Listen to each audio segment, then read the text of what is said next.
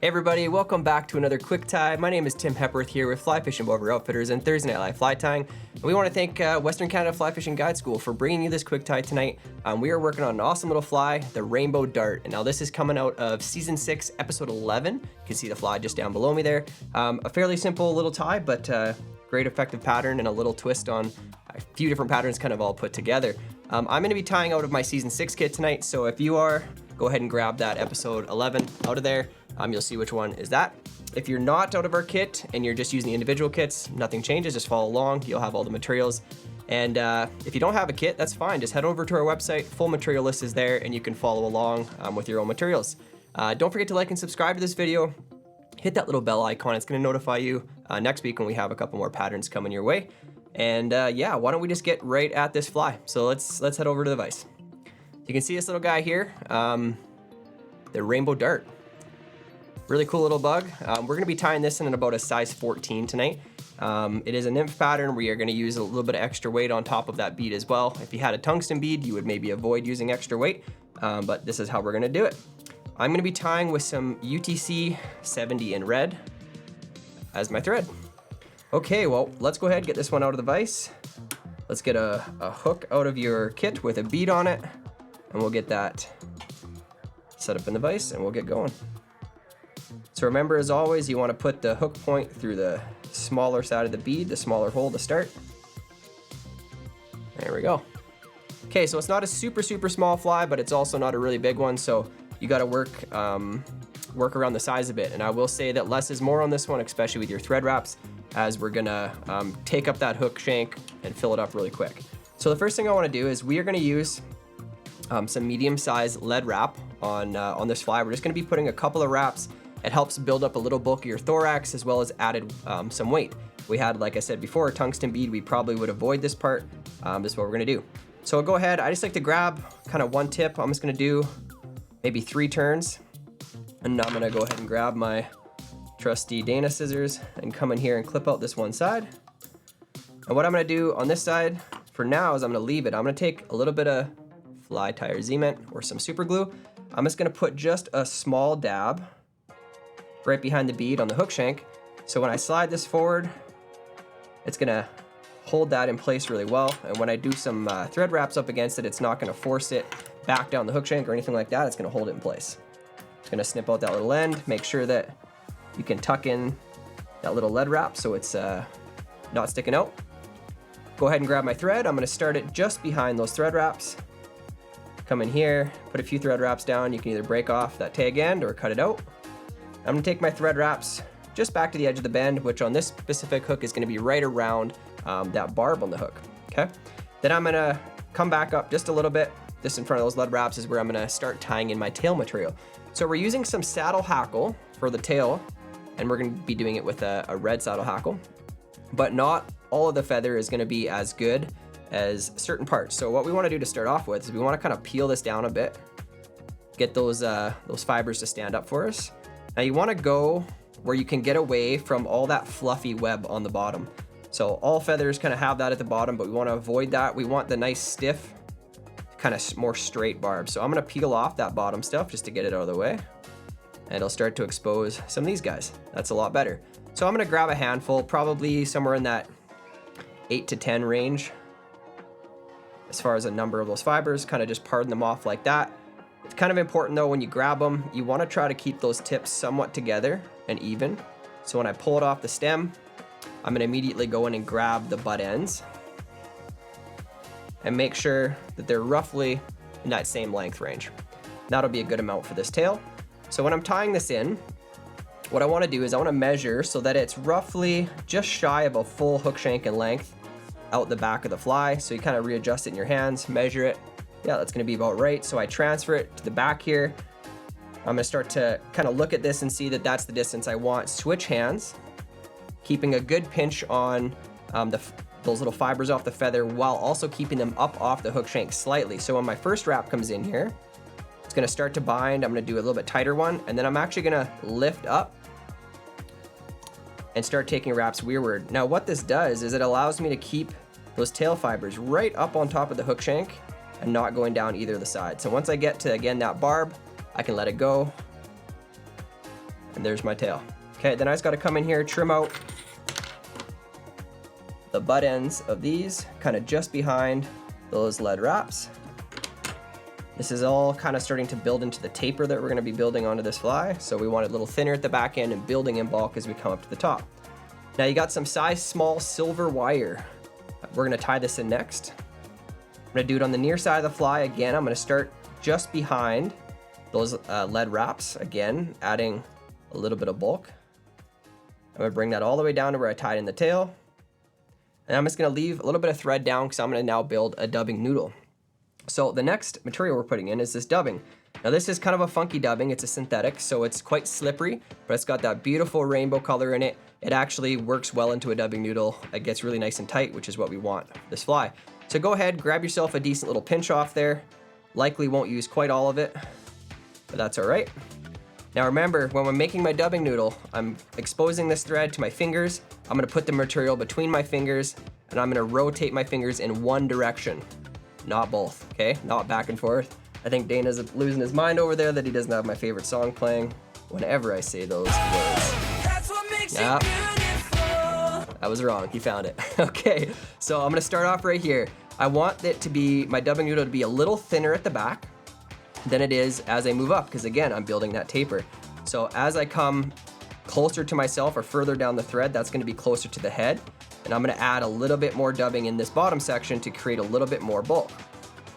Now, one thing about this synthetic is that it can kind of unwind a bit on you. So what I like to do is if I come down here, I place my finger on here, it's almost like doing a dubbing loop in that I can spin my bobbin. Okay, so you can't see it right there, but my bobbin's spinning like crazy. It takes a little bit for it to catch up to the dubbing itself, but then it actually tightens up that dubbing a bit. And it helps it hold a little tighter, just like that, holds a little tighter to the thread. Now I'm gonna start right by that tail. My first wrap, I wanna be just in front of it and start building, touching wraps as I go forward, and maybe even some wraps over top of themselves to kind of create that increase of bulk as I move up towards the thorax. So I'm gonna do a few wraps in a row there to really build that up as I keep moving.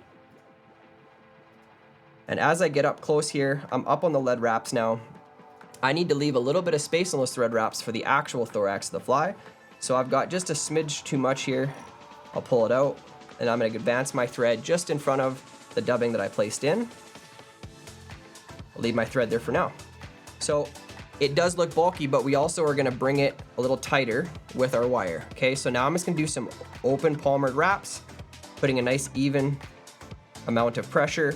We're not really seeing this wire per se through the dubbing all that well, but what it does do is it helps that synthetic stay a little bit more secure. And even if it wasn't a synthetic dubbing, it allows it to bind a little better, and you're not gonna lose so much dubbing off of your hook if you do catch a fish or snag up on something. We'll go ahead and trim out that wire, set that aside for the next one. And then I'm gonna bring my thread wraps back slightly. So I want about a full bead length. So if I think of the measurement of that bead, from the front to the back of it, I wanna measure that again behind the bead, and that's where I'm gonna leave enough space for the thorax of this fly, which is gonna be built out of a couple more materials. And then we'll basically be wrapped up on this fly. So just about there, I did it all in that red. I left that space so you can see that's about the space that we want. Now you've got this really quite wide flashback material. Okay, it looks like this in your kit. Now what I've done is I've cut it in half at the bottom section here, so it's quite a bit thinner. Okay, so you can see that's the full width, and that's quite a bit thinner down here. So what I'm doing with this is I just want about half that length. This is nice material because it is thicker, so you can do it on bigger flies, or it gives you double the amount of material for tying more of these small ones. So what I'm gonna do now that I've cut that a little thinner is I'm gonna come in here and just trim out that piece. And that's what I'm gonna be tying in. This is gonna be basically the nymph back or the flashback. We're actually not gonna do, we're not gonna be doing multiple layers of this with another material. It's just gonna be one time. So what I do like to do is come in and just cut a little bit of a point onto the material. It just kind of aids when I'm tying it in. And I'm gonna come in and tie this in, making sure it's right up on top, right behind the bead. Take some thread wraps over top of it to make sure it's secured in, as it is quite a slippery material. Sometimes it does want to pull out once you fold it back over, so make sure you got some good thread wraps on it. Now, kind of the last piece and the last material we're gonna put in here is you got a bunch of peacock herl in your kit. I want you to go ahead and grab yourself 2 pieces. 2 or 3. I like 2, but if you want it to be a little bulkier, you could grab 3. Now, when you kind of line them up, like so, that very last kind of 1.5 inches is quite brittle. You can see how easily it breaks. So set those tips aside. We want to use a little bit sturdier portion of the peacock herl. So with both of them together, I'm gonna come in and tie this in. So I can take kind of a loose collecting wrap, do one more, and then those butts are hanging out over the bead, but I can just still pull those back because I haven't pulled a lot of pressure on those thread wraps. And nice way to tie in a lot of materials. You can put them in and then slide them back a little bit.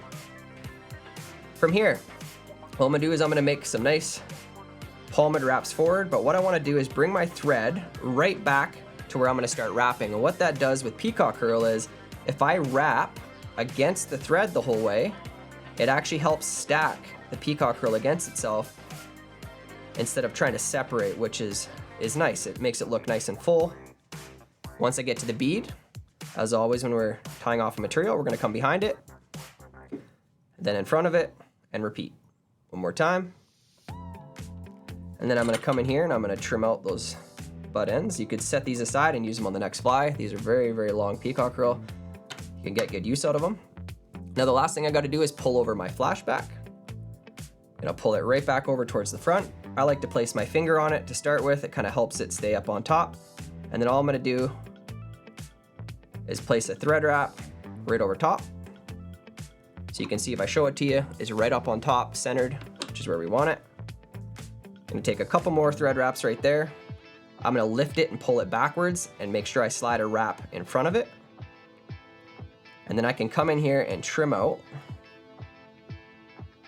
a flashback. Now from here, I am liking the size of that hot spot. If you didn't get enough wraps in there with your red thread to make the hot spot on the front, make sure you do have a sufficient amount to do that.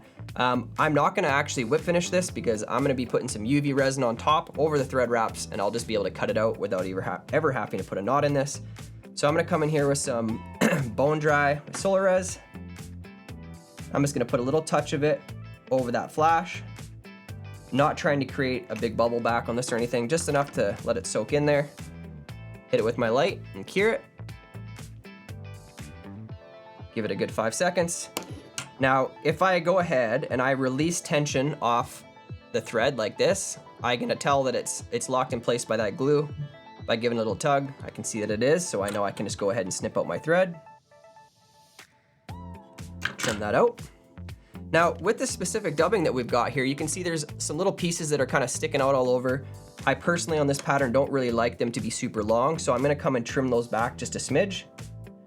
Doesn't have to be super, super clean or anything looking, just wanna make sure that they're not sticking out a 1/4 inch anywhere or anything like that.